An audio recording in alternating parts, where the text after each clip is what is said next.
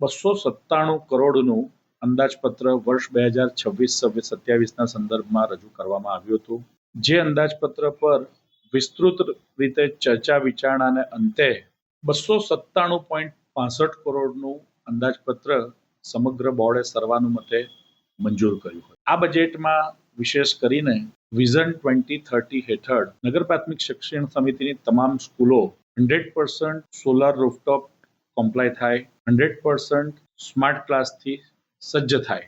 સાથે સાથે કોન્સેપ્ટ સ્કૂલનો એક વિશેષ વિચાર મૂકવામાં આવ્યો હતો, જે અંતર્ગત નગર પ્રાથમિક શિક્ષણ સમિતિની 3 ઝોનમાં એક શાળા કન્સેપ્ટ સ્કૂલ બનાવવામાં આવે. આ કન્સેપ્ટ સ્કૂલ એટલે શાળાનું એવું બિલ્ડિંગ કે જ્યાં આગળ એક સુંદર મજાનો એન્ટ્રી ગેટ હોય, 24/7 સલામતીની દ્રષ્ટિએ સીસીટીવીથી સજ્જ હોય, એક સિક્યોરિટીનું વોચમેનનું કેબિન હોય, એન્ટ્રી પરિસર સાથે રિસેપ્શન એરિયા હોય, એક શિક્ષકો માટે આચાર્ય માટે એક અલાયદી વ્યવસ્થા હોય. સાથે સાથે બાળકોને વિદ્યાર્થી જીવનમાં ઉદ્ભવતા અનેક પ્રશ્નોના સંદર્ભમાં મેડિકલ કાઉન્સિલિંગ પણ મળી રહે તે માટેની પણ એક અલગ વ્યવસ્થા હોય.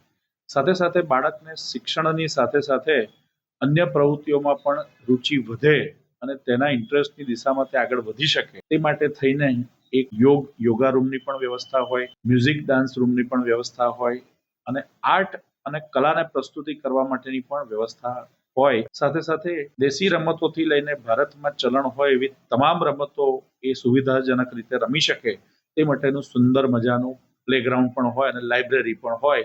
આ પ્રકારના કન્સેપ્ટ સ્કૂલના માધ્યમથી વડોદરાના શહેરીજનોનો આગામી સમયમાં સરકારની શિક્ષણ પ્રત્યે વિશ્વાસ વધે તે માટેનો અમારો એક પ્રયાસ થયો છે.